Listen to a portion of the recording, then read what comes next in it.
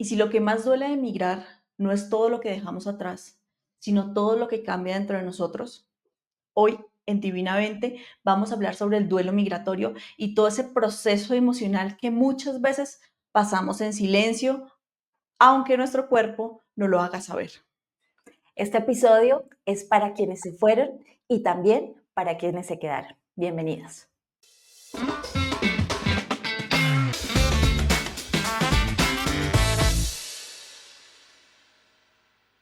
Bueno, hoy en Divinamente tenemos una invitada muy especial. Hoy nos acompaña aquí en Divinamente Silvana Nicolás. Ella es magíster en psicología clínica y de salud, creadora del espacio Mente Sana con Silvana, especializada en acompañar diferentes procesos que ayudan a la reconstrucción personal, y en este episodio especialmente nos va a acompañar para hablar de este tema que poco se habla, pero que muchas personas viven en silencio, y es el duelo migratorio. Desde su mirada profesional y su experiencia personal, nos compartirá herramientas, reflexiones y consejos para poder transitarlo con amor, conciencia y contención. Bienvenida, Silvana. ¿Qué tal, Vanessa, Marcela? Muchas gracias por la invitación. Buenas tardes, buenos días, buenas noches para todos los que nos están escuchando. Bueno, para arrancar un poquito y antes de entrar como en materia, me gustaría hacerle una pregunta, pues que las tres respondamos desde el lado de los que migran y de los que se quedan, porque entiendo que Silvana, su hermana, migró, entonces del lado de los dos, si nuestro corazón fuera una maleta, ¿qué no puede faltar en ella si vas a migrar o si te quedas? O sea, ¿qué no podría faltar? En mi caso personal, que he sido la persona que ha migrado, eh, creo que una de las cosas importantes que no me puede faltar en mi corazón es la gratitud, tanto de lo que dejo atrás como lo que voy a empezar a experimentar, porque sé que no es fácil llegar a un lugar nuevo, donde no conoces a nadie, donde vas a empezar a crear una red de apoyo, nuevos hábitos. Entonces creo que la gratitud en ambos casos para mí es importante. Para ti, Silvana. Yo te diría que la comprensión. Yo, como tú lo mencionabas, yo he estado del lado no de la persona que migra, sino de la persona pues que ve partir de pronto a uno de sus seres queridos. Y si yo les soy súper honesta, una de las cosas que más me ayudó a mí a no padecer mucho la distancia con mi hermana, porque pues realmente yo no sufrí mucho esa, digamos, como esa separación física, fue entender que lo que sea que ella necesitaba ir a hacer a los lugares a los que ha decidido migrar, era muy importante para ella y era algo que la iba a hacer feliz, era algo que ella estaba buscando. Entonces, como poder entender esa necesidad del otro, esa comprensión del por qué lo está haciendo y que implica pues un montón de sacrificios obviamente de esa parte, creo que a mí me alivianó mucho el proceso. E igual el que se va, creo que también comprender el por qué lo estoy haciendo, comprender también a las personas que tengo lejos y de pronto que me extrañan, creo que esa comprensión puede ayudar mucho en el proceso. Por ¿Y el tú, lado, Vane? por el lado mío, yo siento que la confianza en su momento cuando lo hice de emigrar, pues la confianza en mí de que lo hacía por un propósito mayor, de crecer, de mejorar habilidades. Y ahora que lo estoy viviendo del otro lado, porque mi hermano migró y para mí eso ha sido uno de los procesos más duros, o sea, que me ha impactado muchísimo, es igual esa confianza. Confiar en que eso que él dio, ese paso que él dio es por el bien de él, y que independientemente de donde esté, lo está haciendo por su bienestar, por conquistar esos sueños que tiene. Entonces, para mí sería esa confianza. Pero bueno, ya, porque de pronto puede ser que muchas personas digan, ¿cómo así que es lo migratorio? Y te soy sincera, Silvana, yo desde hace mucho tiempo te venía siguiendo y demás en tus contenidos, y me gustaban mucho, pero cuando yo vi ese contenido Mm. tuyo que tuvimos esa reunión previa, cuando vi la palabra duelo migratorio, yo, ¿cómo así? ¿Qué es esto? Ujú. Y empecé como a explorar el contenido, y yo dije, juepucha, yo no sabía que esto tenía un nombre y que como tal se llamaba duelo migratorio, y que es un proceso tan importante y tan difícil, que muchas personas a veces dicen, ay, pero es que él se fue por mejorar, pero no saben todo lo que hay allí detrás. Entonces, para también poder arrancar a desarrollar el tema, me gustaría preguntarte o que nos pudieras explicar en qué consiste el duelo migratorio y si solamente aplica para quien se va o también Ujú. para quienes se quedan. Claro, yo creo que hay un primer punto de partida y es entender realmente qué es el duelo. Digamos, antes de entender incluso el duelo migratorio, es entender qué es el duelo. Porque tenemos como la idea o la creencia de que el duelo es un proceso que ocurre o que se desarrolla únicamente si hay una muerte. O sea, como que eso sí lo tenemos súper claro, ¿no? Como que uno piensa en duelo y piensa en que alguien falleció. Y obviamente eso es un duelo también, digamos que desde ahí empieza también a estudiarse y a investigarse el duelo como proceso, pero cuando hablamos de duelo estamos hablando de cualquier proceso de adaptación emocional que viene después de una situación de pérdida. Pérdida en todo el sentido de la palabra, entonces un duelo puede ser cambiarme de casa sin cambiarme de país necesariamente, una mudanza, por ejemplo. Un duelo puede ser ya moverme de mi ciudad de origen a otra ciudad o a otro país, que ahí ya estamos hablando del duelo migratorio. Un duelo puede ser entrar en un proceso de merma funcional o de enfermedad, una ruptura amorosa, me despiden de un trabajo o renuncio a un trabajo. Todas esas situaciones que también las llamamos estresores vitales, situaciones estresoras vitales, tienen la capacidad de desarrollar un proceso de duelo. Donde que se da en ese proceso es como esa adaptación a la situación de pérdida. Entonces, cuando hablamos del duelo migratorio ya en específico, estamos hablando pues de ese proceso de salir de mi casa, salir de mi ciudad de origen o si ya vivía en algún otro lugar, salir de lo que se volvió mi zona de confort a buscar y emprender algo nuevo. Pero lo que tú dices, el duelo migratorio no cobija únicamente a la persona que toma la decisión y que toma la acción de partir, sino el duelo se vive también para las personas que se dejan. Entonces, cambian muchas configuraciones, no sé, por decir alguna cosa. Cuando mi hermana salió por primera vez a otro país, todavía vivíamos los cuatro en mi casa, somos mi mamá, mi papá, mi hermana y yo, todavía vivíamos los cuatro en una misma casa. Cambia la convivencia, cambian las dinámicas, digamos que perder a esa figura que acá es pérdida en términos de presencia física, ¿sí? Si bien la persona no muere o no fallece, hay una distancia física real que es la que es y no hay forma además como de cambiarla en términos de ese 24/7 que uno vive conviviendo con unas personas. Entonces, no solo le cambia la configuración a la persona que se va y que tiene que estar enfrentándose de pronto a nuevas situaciones, a mayores retos, a veces incluso un cambio de idioma, según dónde estoy haciendo yo mi proceso de migración, pero las personas que se quedan, pues van a sentir también esa situación de pérdida. Entonces va y pasa para ambas partes. Ok. Y aquí quisiera preguntarte, porque en mi caso he sido la persona que se ha ido y también Ujú, he sido la persona que me he quedado. ujú, Em, pero, por ejemplo, en mi caso particular, las 2 veces que yo he migrado no fue por decisión propia. ok. La primera fue una migración a otro país, por decisión de mis padres. Entonces, nos vamos a vivir a otro país, nos fuimos. Ujú, Y la segunda fue, ya en mi país, cambiarme de ciudad por temas de universidad. O sea, ujú, realmente fueron circunstanciales mis ujú. 2 migraciones. Entonces, yo quisiera saber cuáles son las fases comunes de este tipo de duelos. Ah, bueno, y cuando me quedé fue porque mi papá se fue y yo pues me quedé. Entonces, ¿cuáles son las fases comunes de este tipo de duelos? ¿Son iguales a todos los duelos de negación, aceptación o son diferentes? Ujú. Digamos que el duelo como proceso suelen estar como las fases que están, que fueron las que tú mencionaste y las que conocemos. Sin Ujú, embargo, ¿qué pasa con esas fases? Y es que normalmente nos han enseñado que es como un proceso lineal, ¿sí? O sea, como que tenemos, no sé por qué, la idea o la noción de que el duelo es lineal. Entonces, eso genera una expectativa que es poco realista y es que el duelo como que se supera o se cierra como proceso emocional, que ese es un primer punto importante que a mí me parece, pues sí, como muy relevante de mencionar, y es el duelo no se cierra, ¿sí? Y miren que es curioso porque no sé si a mí, no sé, se muere mi mamá, que alguien me diga a los 5 meses, bueno, pero ya supéralo. No, pues yo nunca en mi vida voy a superar que mi mamá se muera, ¿sí? Como que el tema es, o el objetivo con un duelo es aprender a vivir con que esa situación de pérdida se presentó. Con esa ausencia. Entonces, exacto, ese es un primer punto importante porque en las etapas normales que conocemos del duelo, que parecieran ser lineales, ¿no? Vamos de negación, vamos a rabia, vamos a tristeza, perdón, vamos a negociación, luego vamos a tristeza, luego ya vamos a aceptación y encontrar significado. Pareciera ser una cosa lineal y como que ahí se cierra el duelo. Si yo ya llegué a la etapa de encontrar significado, cierro mi duelo y ya está.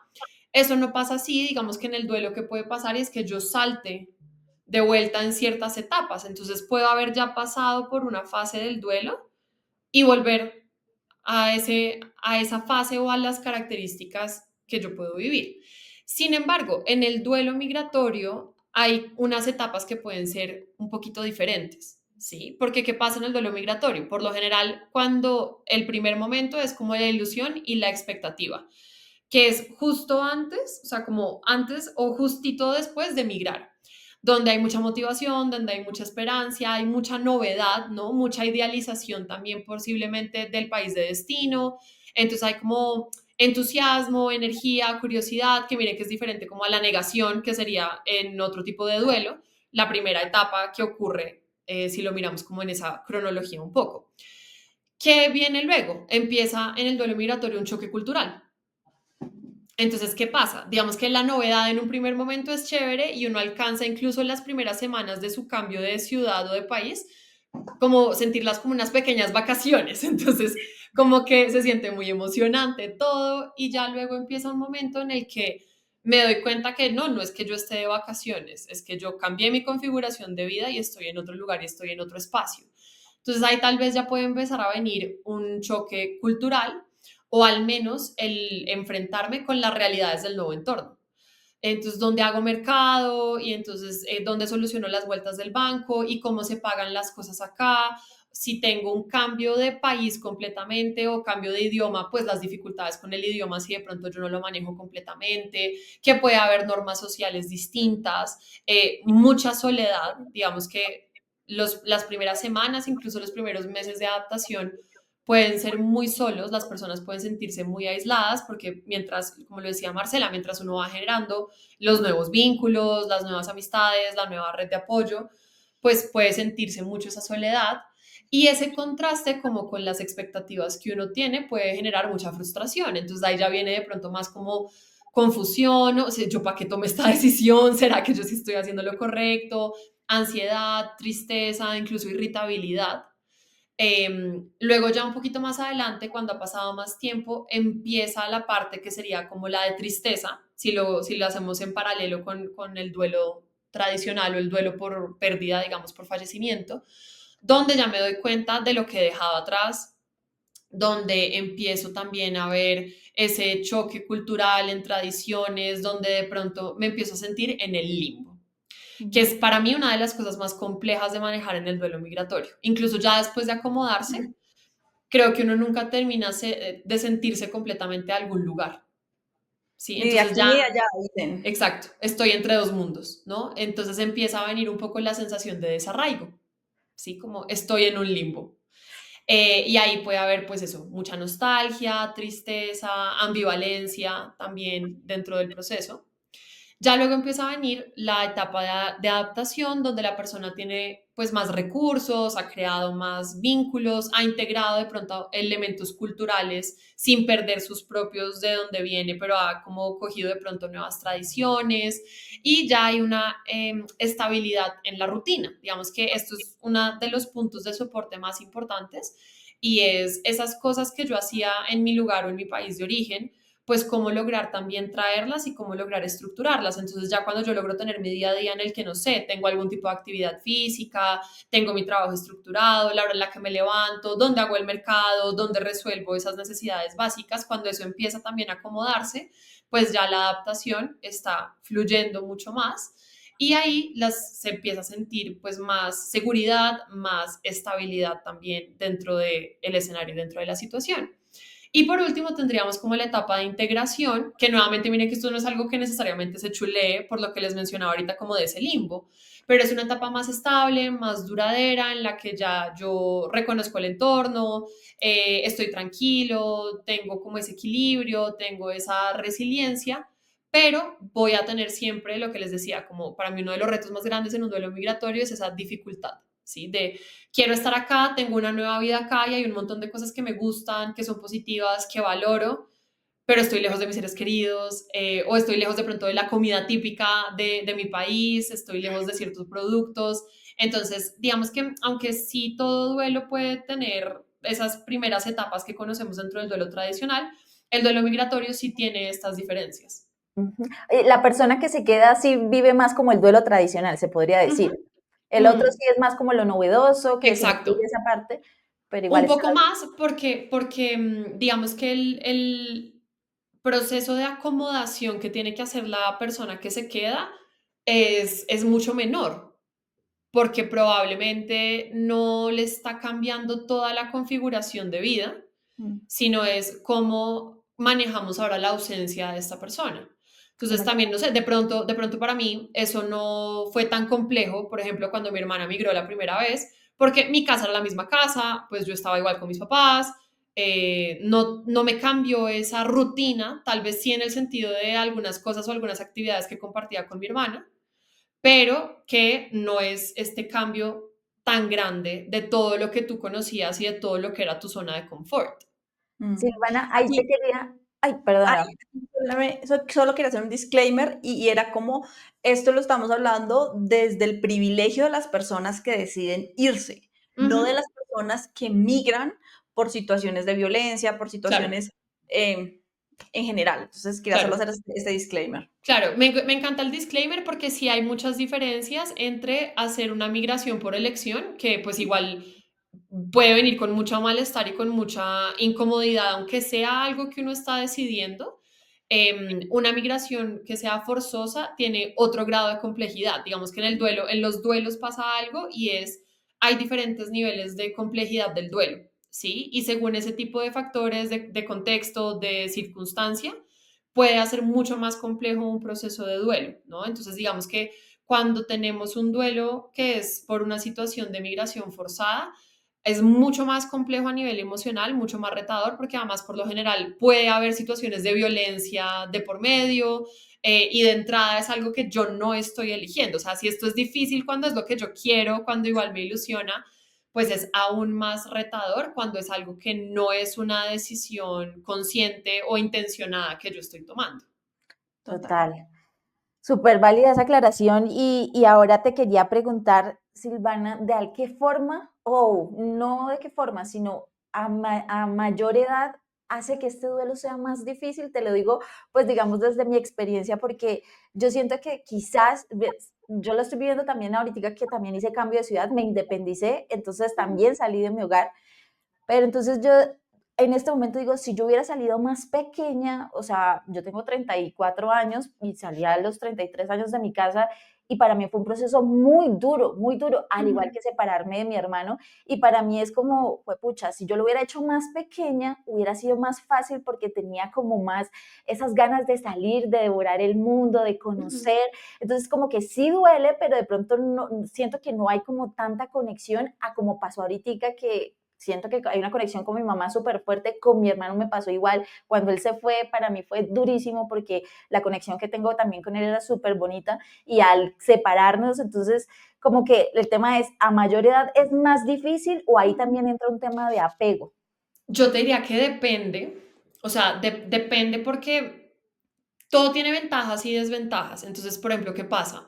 Cuando uno es más joven, es mucho más maleable, digamos, es mucho más flexible cognitivamente y uno lo ve, no sé, uno ve a los niños incluso, los niños se adaptan impresionante a lo que les toque, ¿sí?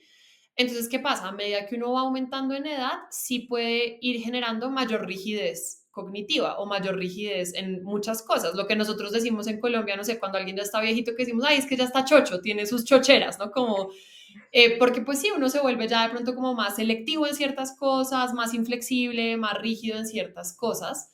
Sin embargo, también, ¿qué pasa? A mayor edad, depende de mis experiencias de vida y por lo que he atravesado, puedo tener más recursos de adaptación. Okay. Entonces te diría que realmente depende mucho de la configuración que tenga yo como ser humano, porque no sé, yo puedo ser muy joven y tener pésimos recursos y así tenga mucha flexibilidad cognitiva o tener muy pocos recursos y que esto me coja y me dé tres vueltas. o yo puedo ser muy adulto y tener unas muy buenas herramientas, unos muy buenos recursos y poder adaptarme mucho mejor. Entonces, depende. O sea, como que no creo que uno lo pueda generalizar. Ok. Sí, totalmente de acuerdo contigo. Y esta conversación la tuvimos Vane y yo hace un tiempo porque acá estamos los dos polos opuestos. Ujú, Vane salió a los 33 de la casa, yo salí a los 17. ujú, Entonces, fue un contraste como, son retos diferentes, son ujú, retos totalmente diferentes. Pues porque Vane dice, uno quiere comerse el mundo, sí, o sea, uno sale como, bueno, voy a estudiar y voy a llegar a una nueva ciudad y voy y no sé qué, pero no cuento con los recursos, no cuento con la ujú, madurez. O sea, son retos muy diferentes y también siento que va muy de la mano con las personalidades. O sea, ujú, depende de tu personalidad, pero sin lugar a duda es un duelo. O sea, es un duelo cambiar tu zona de confort a algo totalmente incierto. O sea, nosotras tuvimos la fortuna de por lo menos estar en el mismo país, cambiamos fue de ciudad.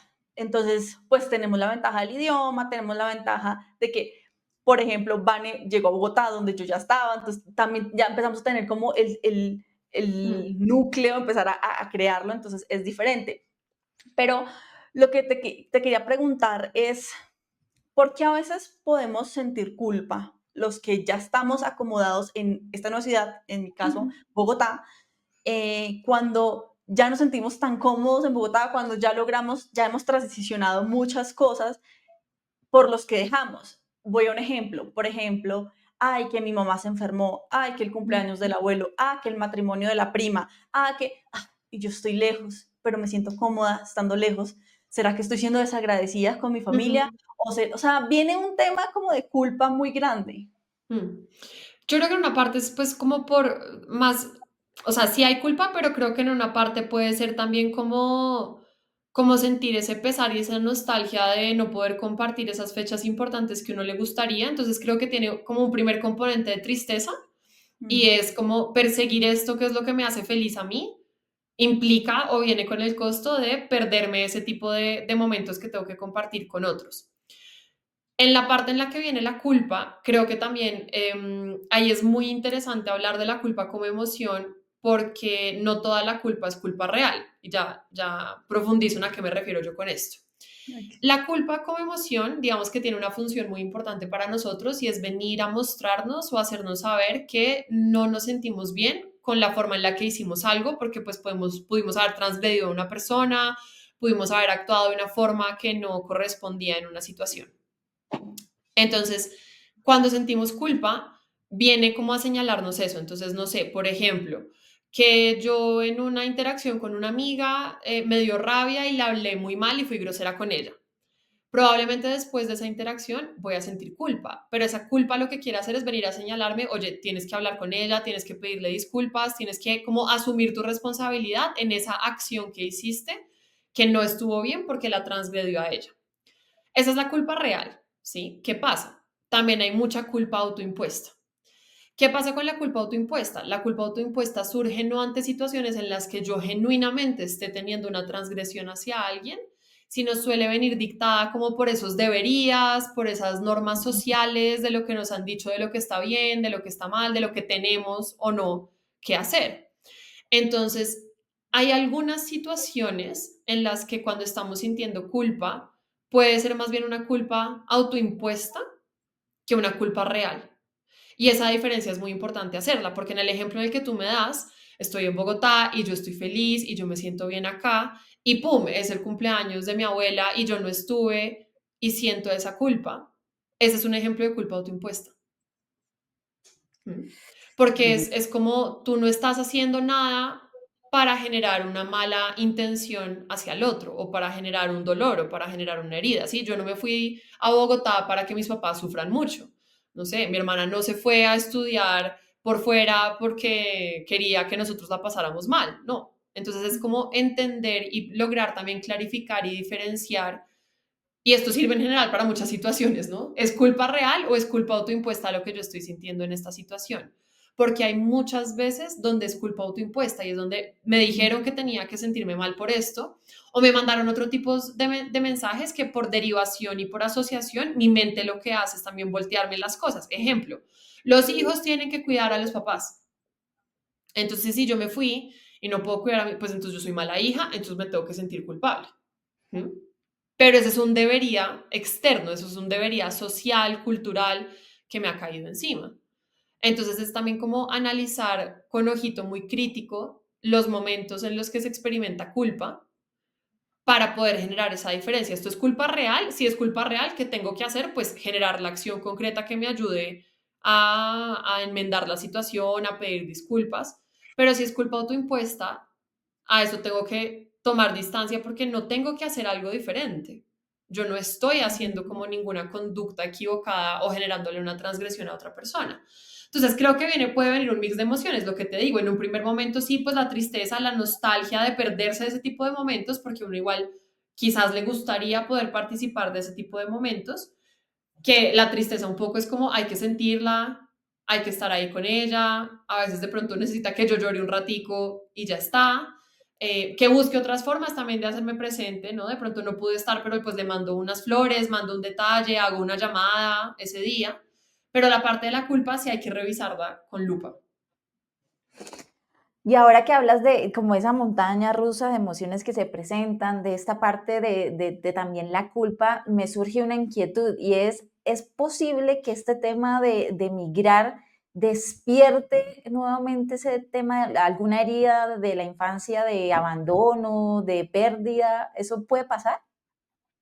Yo creo que 100% sí, porque pues la persona igual se va a enfrentar a situaciones retadoras y sobre todo al estar solo, ¿sí? Entonces, digamos que, ¿qué pasa con los momentos estresores vitales? Y como les decía, pues un migrar puede ser un momento estresor vital y es también ponen mucho a prueba las experiencias de vida que uno ya ha tenido, los recursos que tiene, las herramientas que tiene o el déficit de los mismos.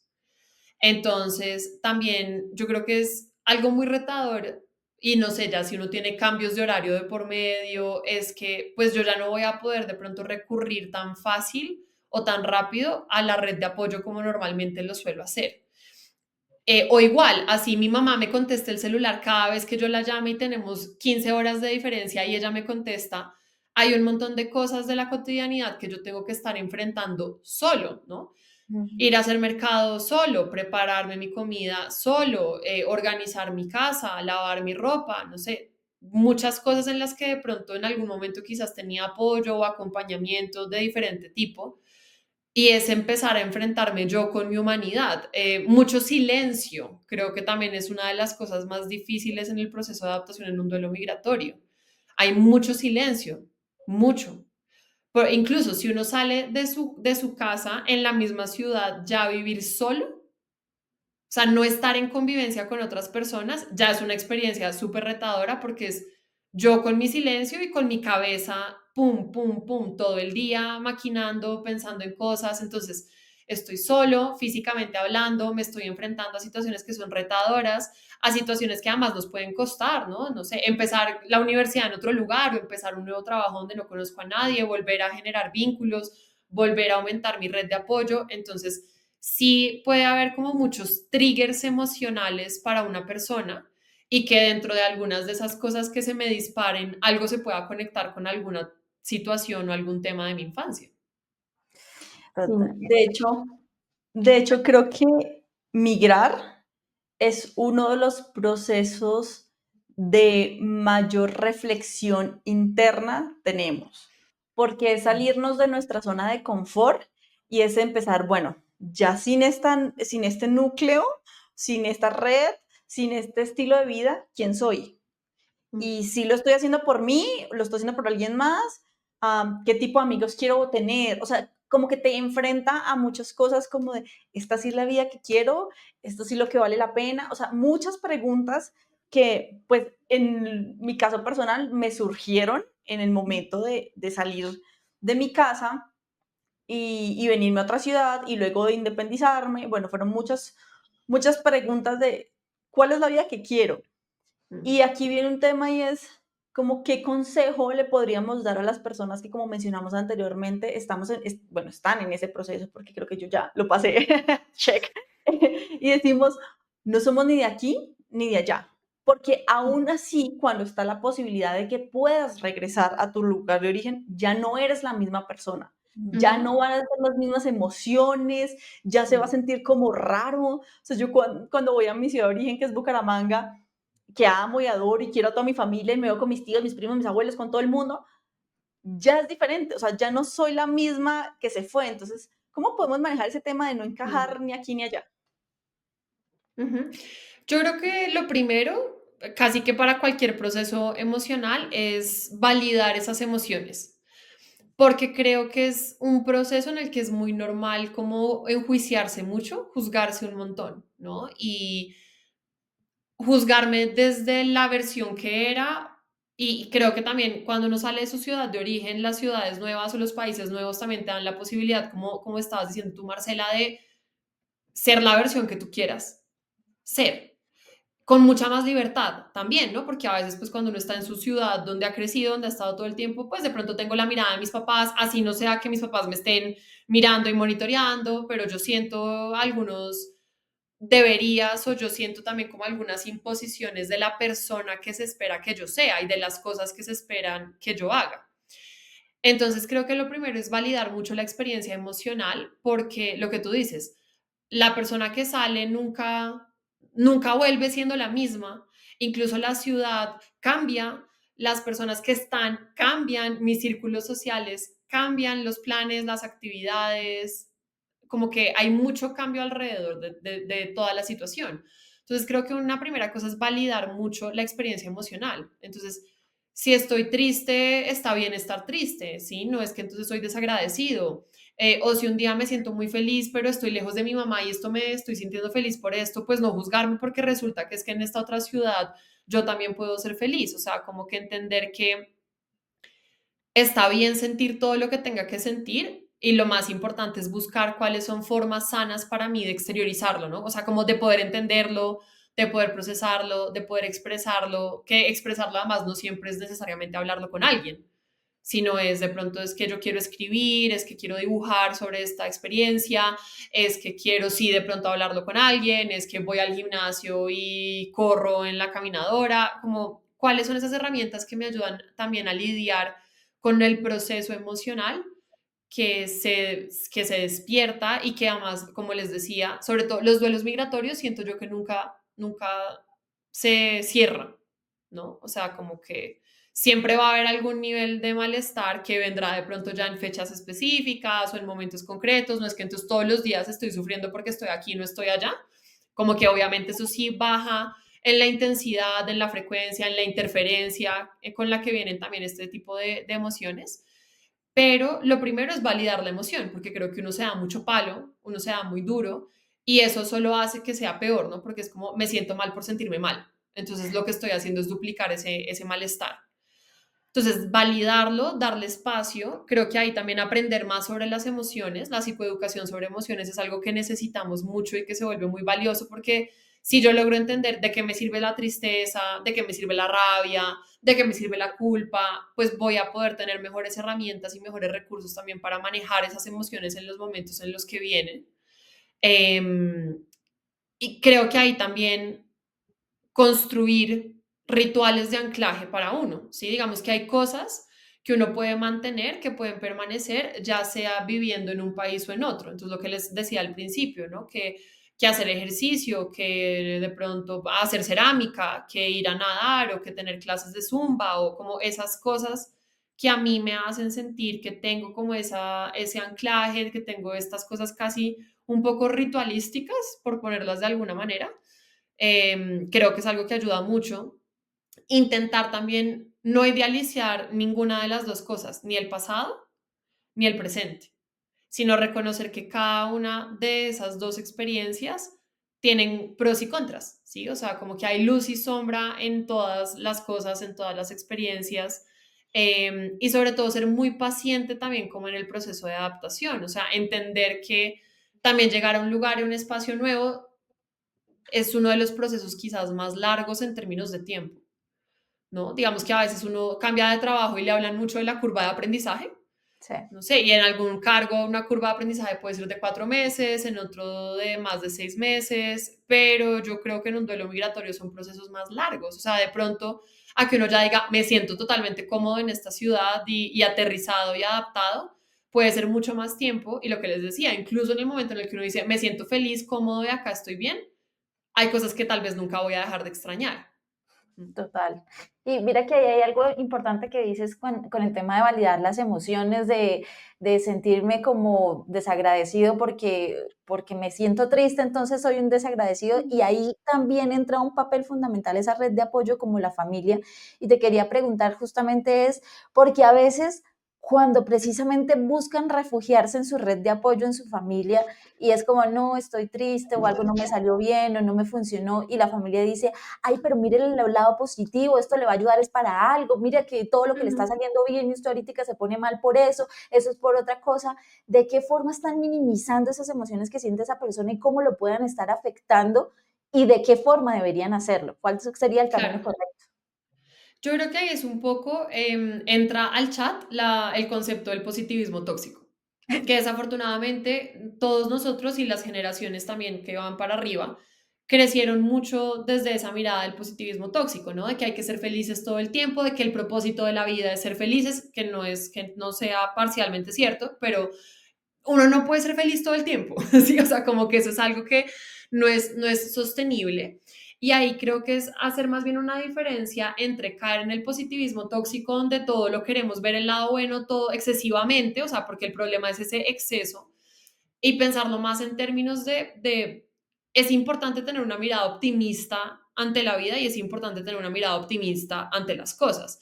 Probablemente en el día que yo me sienta mal y me digan, no, pues devuélvete porque entonces, ¿para qué? Pues tampoco eso es lo que me serviría en ese momento, pero es entender que no es incompatible que la persona se sienta triste y a la vez eso sea lo que quiere. O sea, como que siento que hoy en día nos cuesta mucho entender a nivel social y cultural que puede haber dos emociones que parecieran ser contrarias y opuestas conviviendo al tiempo.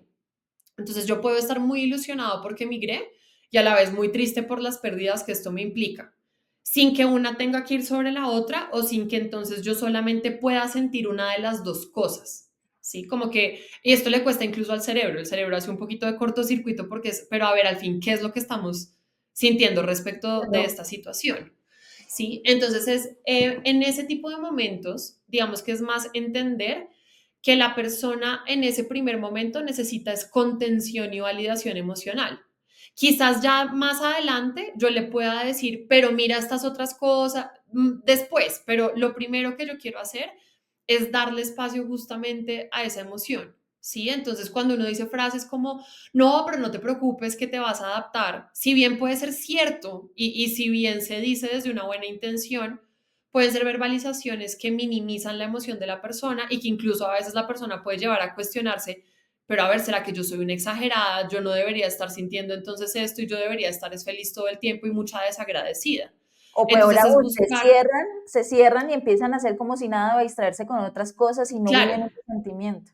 claro, entonces más que es buscar cómo le damos espacio a la emoción, ¿sí? Bueno, ¿quieres hablarme más de esa tristeza? ¿Cómo la sientes? ¿Sí? O incluso decirle, claro, yo entiendo que te sientas así, me imagino que ha sido una situación difícil, ¿qué has hecho para manejar esa tristeza? Incluso, para mí, esta es una de mis herramientas favoritas.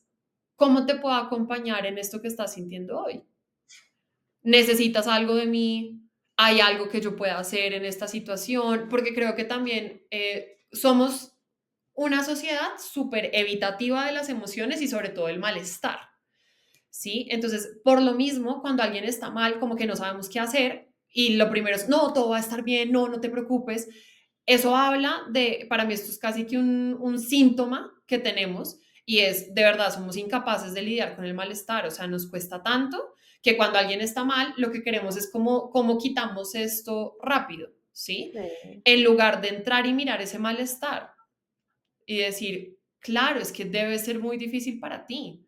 Háblame más de esto. O sea, como que le huimos al malestar. Y eso es muy poco funcional en el largo plazo, porque entre más se evite, el malestar no se resuelve. no se gestiona adecuadamente y además creo que a nadie en la vida, que no sé, si uno está triste y le dicen, ay, no, no estés triste, nadie deja de estar triste porque le digan Sí, eso, porque le dicen que ¿sí? no.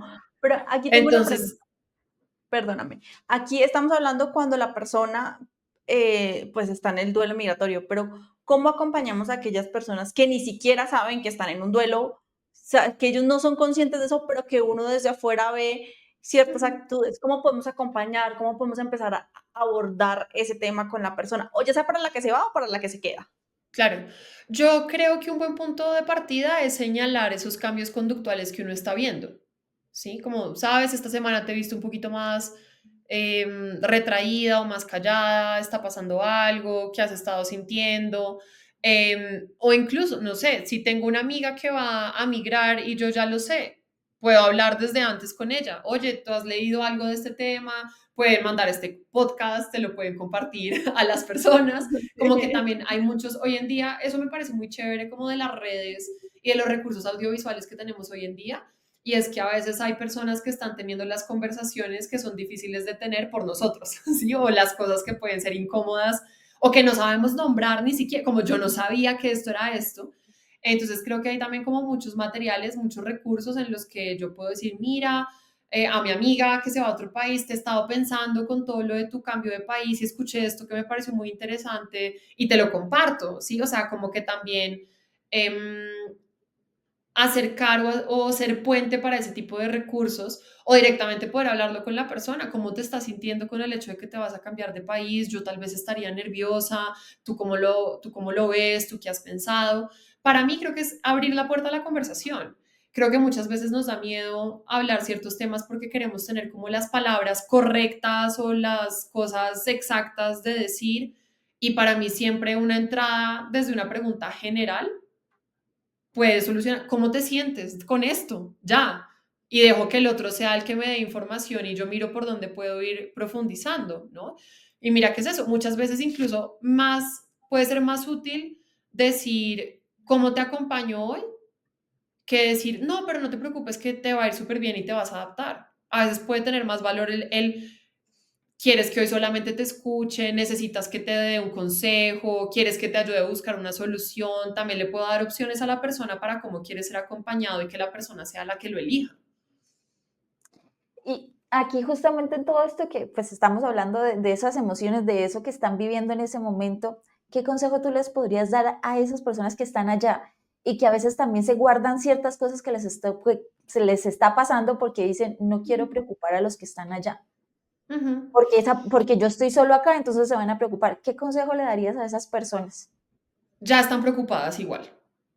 O sea, de entrada, siempre que uno piensa, no los quiero preocupar, y yo les juro porque de verdad es así, estas personas ya están preocupadas. ¿Por qué? Porque las personas que nos quieren de verdad se preocupan, punto.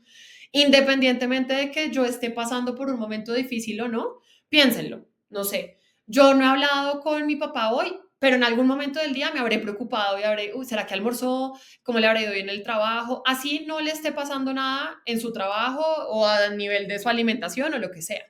Entonces, número uno es como quitarnos un poco esa falsísima expectativa que no tiene cómo ocurrir nunca de que las personas que nos aman no se preocupen por nosotros, se van a preocupar, ¿sí? O sea, es entender que eso va a pasar, punto, no hay cómo cambiarlo.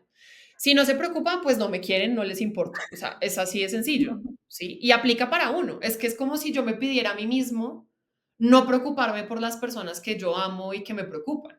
Paila. O sea, eso no hay cómo. Entonces, número uno, soltar un poco ese, no los quiero preocupar, ya están preocupados, ¿sí? Y entender que no hay que atravesar estas cosas solos. Tal vez hay personas con las que yo me siento más tranquilo de compartir ciertas cosas y eso está bien. Digamos que tampoco esto, la respuesta es tienes que ventilarle a toda tu red de apoyo y a todas las personas que te estás sintiendo mal un día. No, de pronto no, de pronto digamos que ahí también es saber elegir quiénes son esas personas que me saben acompañar, quiénes son esas personas con las que yo me siento cómodo cuando hablo, que las cosas que me dicen me hacen sentir seguro, me generan validación emocional, yo me siento contenido, me siento sostenido y entender que son procesos en los que, si bien gran parte del trabajo lo tengo que hacer yo solito por mi cuenta, puedo tener apoyo y compañía en algunos momentos. Y apoyo y compañía a veces es simplemente alguien me escuchó media hora hablando, ¿sí? Tampoco de pronto necesito que el otro haga un montón o que el otro me resuelva, que creo que es algo que en lo que fallamos mucho también como sociedad. Pensamos que acompañar y apoyar es resolverle o solucionarle al otro y simplemente es estar ahí. ¿Sí? A veces, no sé, de pronto a veces sí me piden, mándame una foto de este documento porque, listo, favor en específico que se cumple, pero a veces apoyar y estar ahí puede ser simplemente estar escuchando, para que la persona sepa que tiene un recurso en el cual se puede sostener. Entonces también entender que no tenemos que pasar por la vida solos, o sea, como que tenemos casi todos los seres humanos, tenemos esta creencia limitante horrorosa de yo tengo que poder con todo. Y si no lo hago todo y si no lo hago solo, entonces ya es que soy un fracaso, ya es que no soy bueno, ya es que soy frágil, ya es que soy débil. Somos seres sociales, necesitamos nuestra manada, necesitamos nuestra comunidad. Y es como entender que eso es una necesidad como especie, no es una falla nuestra, no es un fracaso nuestro. Entonces es también como sepan quiénes son las personas que los hacen sentir también pues como bien acompañados y apóyense en esos recursos, ¿sí? Uno nunca se cansa de estar ahí para alguien que uno ama. Y ahí como que muchas veces hacer la inversión. Si a mí una amiga viene y me llama y me cuenta sobre el mismo tema 30 veces, pues yo 31 veces la voy a escuchar y voy a estar ahí para ella porque la amo y porque me importa.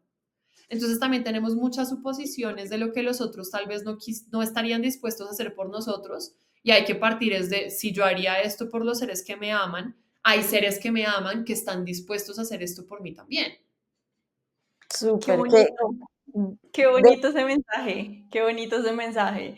Sí, o sea, no sentirnos solos y si yo hago esto por personas que me aman, hay personas que me aman que harían lo mismo por mí. Eso es un mensaje muy, muy, muy bonito. Y ahorita, ¿quieres decir algo, Vani? sí, pues no, pero dale tranquila que ahoritica Ah, bueno. Ahora vamos a pasar a una sección que se llama Vidas Divinamente Reales. ¿En qué consiste?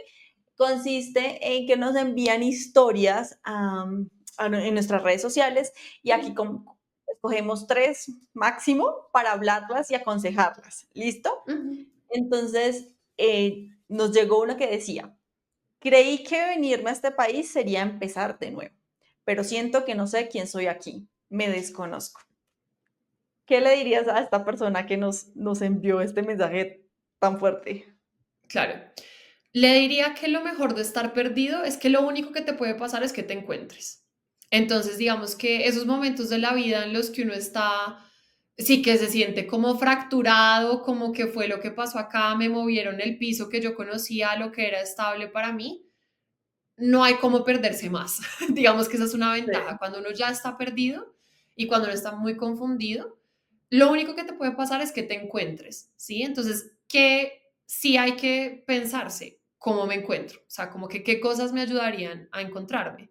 Hay muchas opciones. Número uno, haz cosas nuevas que de pronto no hacías antes y mira cómo te sientes. Y mira si te gusta, si no te gusta. Entonces, normalmente, no sé, yo siempre trotaba, pero ¿qué pasa si un día me voy a una clase de spinning? ¿O qué pasa si un día lo que hago es una clase de kickboxing? Como empezar a probar cosas que sean nuevas, que de pronto uno no haya hecho antes, y ahí ir mirando qué me gusta, cómo me siento con cada cosa. Otra opción que me parece muy bonita, vuelve a las cosas que sabes que te han gustado en algún momento de tu vida, no importa qué tan lejos, que es que cuando yo era niña me gustaba jugar con plastilina.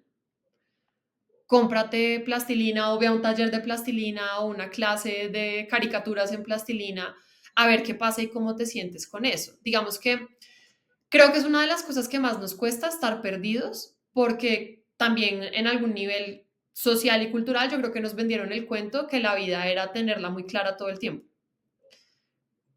Yo creo que la mayoría de personas no la tienen tan clara todo el tiempo. Y esos momentos de estar como en esa incomodidad son los que nos permiten también empezar a encontrarnos y ser diferentes personas. Yo tengo la fiel creencia de que uno es muchas personas a lo largo de su vida, o sea, como muchas versiones de uno mismo. Y que también un poco lo que va pasando con el tiempo y con lo que uno vive es vas recogiendo lo que te ha gustado de las versiones pasadas, vas cambiando las cosas que de pronto no te han gustado. Y también yo siento que uno nunca es un proyecto terminado. O sea, yo creo que uno nunca llega a la versión final, final, final de quién es Silvana. Total. Uno va como en intentar Eh, mejorar esa versión constantemente y pues bueno, llegar a un lugar donde uno se sienta tranquilo y cómodo con quién es, pero uno siempre está creciendo y siempre está cambiando. Entonces tampoco verlo como algo enteramente negativo ni buscar que el objetivo sea tener la certeza absoluta en cada aspecto de mi vida de quién soy, porque entonces ahí no le voy a dar espacio al cambio. Sí, y ahí agregaría algo adicional a esta personita que nos escribió y es siempre puedes volver. Lo que pasa es que también tenemos asociado que regresar es fracaso. Entonces Ujú. fracasé allá afuera, entonces me tocó volver. No lo veas como fracaso, son Mm, experiencias que te enriquecen como ser humano y mm, como lo mencionamos anteriormente, o sea, no eres la misma persona que te fuiste, no y ahí ya ganaste. Lo que sea que tengas que mm. ganar y aprender, ya ganaste. Entonces, si pruebas, si revisas, si haces tu Excel, en mi caso, de cosas positivas y cosas no tan positivas, y ganan las no tan positivas, tienes la oportunidad de regresar. Bueno, Mm. no conozco tu historia y estoy asumiendo, pero también está la puerta abierta de regresar. Ujú. Bueno, aquí tenemos otra y dice, hace un año migré porque no me sentía bien con el trabajo que tenía. Migré buscando nuevas oportunidades, pero hoy me pregunto si valió la pena dejar mi familia por perseguir nuevas oportunidades.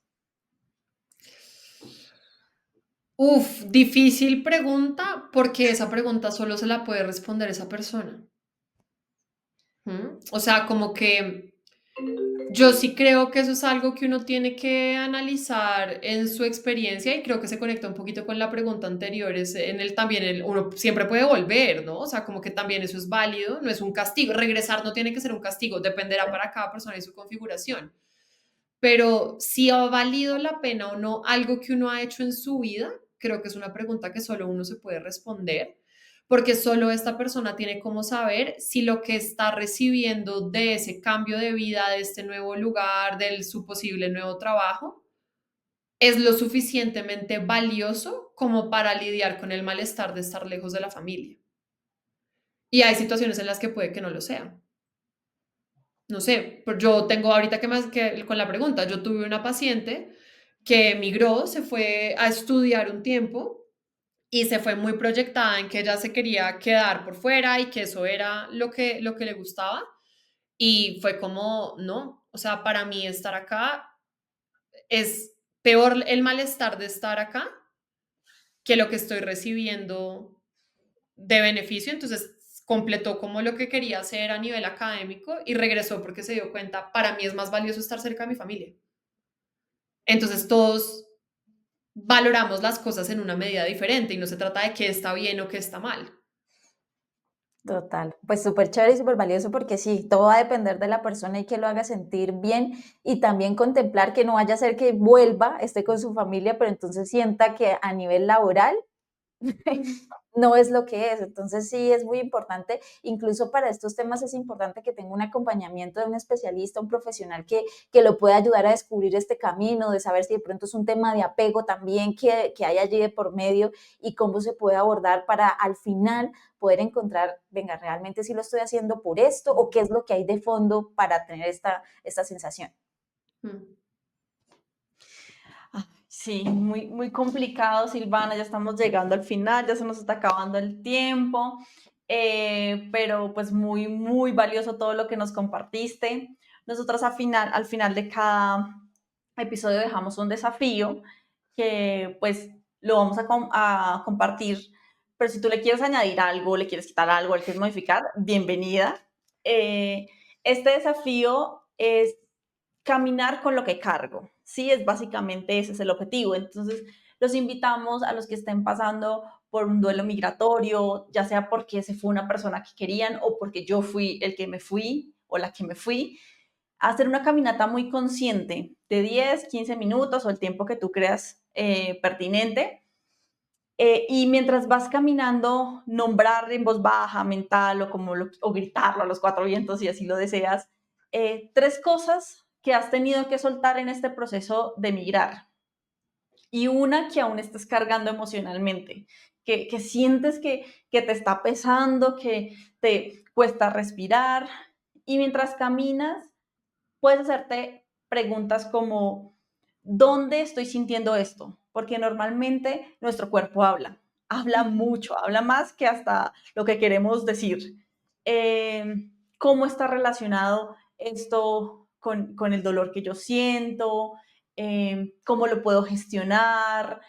Todas esas preguntas, vételas haciendo y vételas respondiendo mientras caminas. Y al terminar esta caminata, pues te invito a que respires profundo, elijas una pequeña piedra, hoja, rama, lo que encuentres como símbolo, y llévatelo a casa como un recordatorio amoroso de que tú eres fuerte y que la decisión de cambiar está en tus manos. No sé, Silvana, si le quieres agregar algo adicional.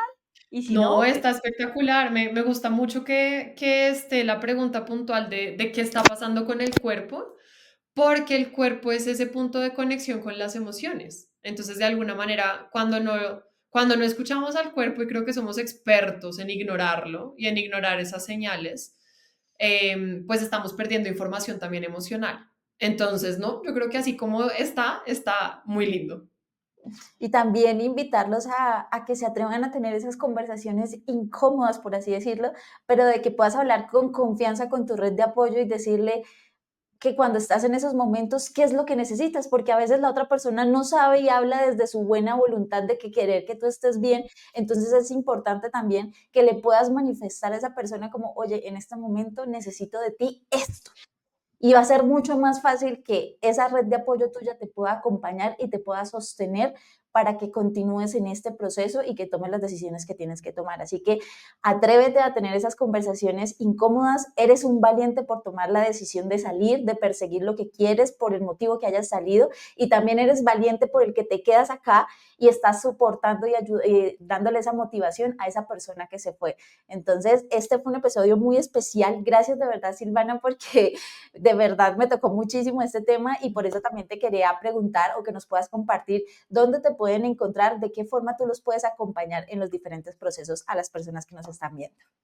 Claro que sí, bueno, a mí me pueden seguir en Instagram, me encuentran como Mente Sana con Silvana, donde tengo pues esta cuenta en la que creo contenido sobre salud mental, diferentes temas de salud mental, hay varias dinámicas también dentro del perfil, así que ese es como mi canal número uno de comunicación, suelo estar muy pendiente a los mensajes, entonces, no sé, a veces la gente entra y dice, ay no, pero a mí qué me van a leer un mensaje, sí, yo leo todos mis mensajes, se los juro, entonces siempre que me quieran escribir, ya sea porque quieren averiguar para un proceso individual o más información sobre algún tema o alguna pregunta, alguna publicación que hayan visto también en el perfil, pues bienvenidísimos también a ser parte de esta comunidad.